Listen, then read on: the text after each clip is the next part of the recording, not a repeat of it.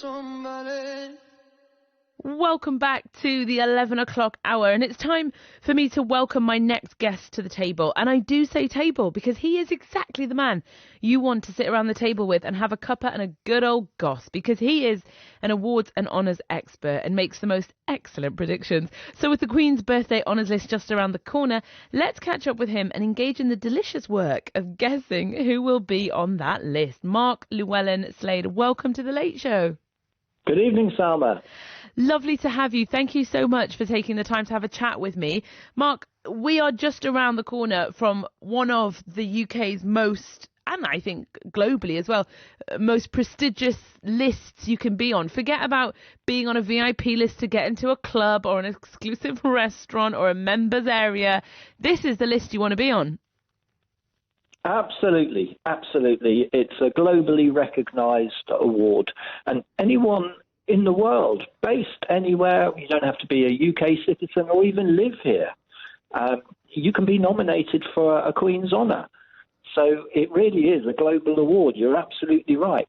And when it comes to the Queen's Honours, we tend to focus on the celebrities, but the vast majority of recipients are what I describe as extraordinary, ordinary people doing great community and charity work, as well as outstanding philanthropists, entrepreneurs, doctors, business leaders, academics, all sorts of different people. And let's not forget, of course, the amazing NHS staff and care workers who've put their lives on the line throughout COVID. But we do tend to focus on the celebrities. You're absolutely right. We do, and I'm going to get to the COVID conversation, if you will, in just a moment, Mark. But I wanted to just make sure we all knew what was what, because there's two lists, isn't there? There's one at New Year's, and then there's one that happens at this time of year. Absolutely. This one on Friday evening will be the Queen's Birthday Honours list. And on, basically at the end of December, New Year time, you have the New Year honours list. So around 1,100 people are on each list. So about 2,200 people a year receive an honour of one type or another.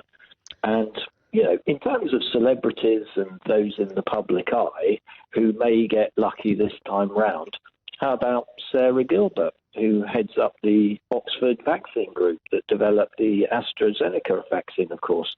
She must be in with a good shout, I reckon. And Kate Bingham, head of the vaccine task force, no less.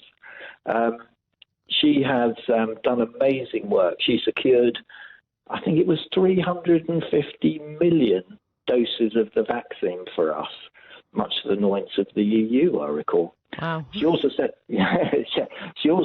up the infrastructure for the clinical trials, along with the manufacturing and distribution of the vaccine.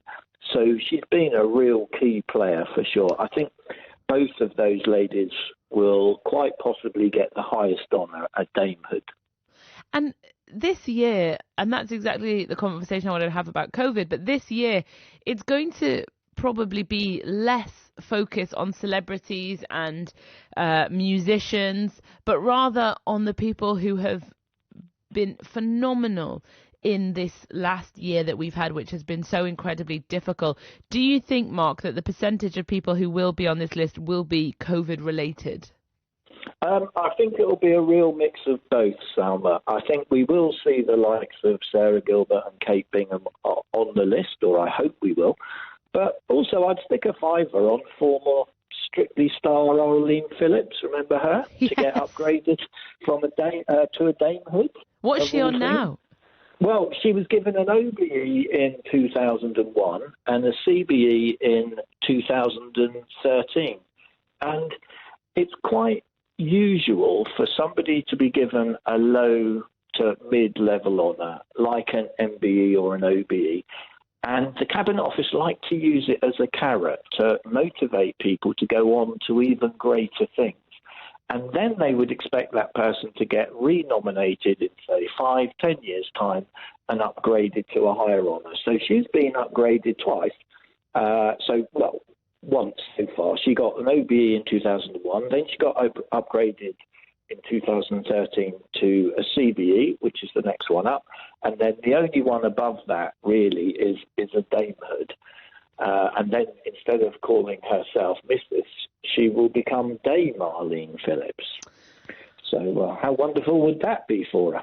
Listen, Dame is a huge honour, and every time I hear Dame, I do just think of Judi Dench. It is the name that comes after Dame for me. It's just Dame. Yeah. Judi Dench. Yeah.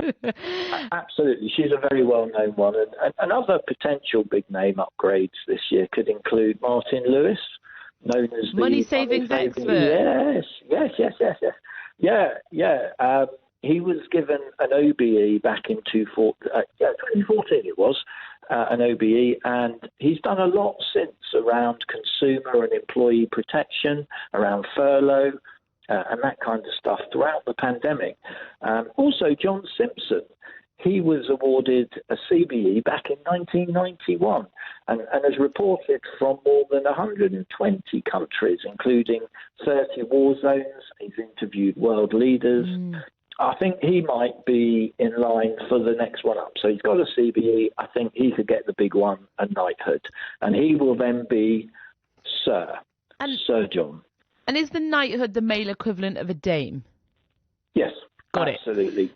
Yeah. I just need to get my knights and my dames in order. Absolutely. One should. Absolutely. Mark, do you, or does anyone, I should say, do we have any idea of who's going to be on the list, or is this all guesswork? Is there any preliminary lists? Is there any first round of nominations? How do we know, or are we just guessing? The only people that know, other than the Cabinet Office and the Palace, of course, are those who will be on the list on Friday evening. So they will have received a letter from the Cabinet Office about 6 weeks ago, and it will have said that the Queen is minded to give you whatever it is, MBE, OBE, whatever. And if she were to do so, would you accept it? And you have to reply saying yes or no. And if you say yes, you will then be automatically included on that list on Friday evening. And the reason the Cabinet Office asks the potential recipients a few weeks before is to spare Her Majesty any blushes should someone publicly turn it down, having already been given it. Right, okay. So it's a PR exercise. Well, it's not so much a PR exercise. It's really more about saying, look, the Queen would like to give you whatever it is, and if she was to do so, would you accept it? Because there have been some instances in the past where, particularly some famous actors and pop stars over the years have been included on a list without knowing about it, and have then, very publicly turned them down for political reasons and that kind of thing. So it's really about, sparing her blushes, yeah. And there are some people who've accepted it to then later give it back, right? That has happened. I'm thinking of the actor whose name has completely left my mind, but he was Bilbo Baggins in Lord of the Rings. And that does sometimes Michael Sheen. happen. That's it, yeah. And I think that would happen if perhaps the government did something that person at a later stage in life didn't like. So they took a stance on something, and then that person thought, no, I've had enough of it. I want nothing to do with the government. I'm handing back my OBE, knighthood, whatever it is. So, yeah, that can happen. And, of course, you can be stripped of an honour as well as giving it back. Okay, so if you misbehave. Well, yeah, the decision's down to the Honours and Appointments Forfeiture Committee, a bit of a mouthful, Forfeiture Committee. It's an ad hoc committee headed up by the head of the civil service. If their recommendation is that an honour should be withdrawn, then that recommendation is sent to the Queen via the Prime Minister, who then makes the final decision. And there's two black and white reasons why someone could be stripped of their honour, although the overriding question is, has that person brought the honour system into disrepute? The first reason someone could be stripped of their gong is if they were sent to prison for at least 3 months for a criminal offence. And secondly, censored or struck off by a professional or regulatory body for something directly relevant to their honour. But only 114 people have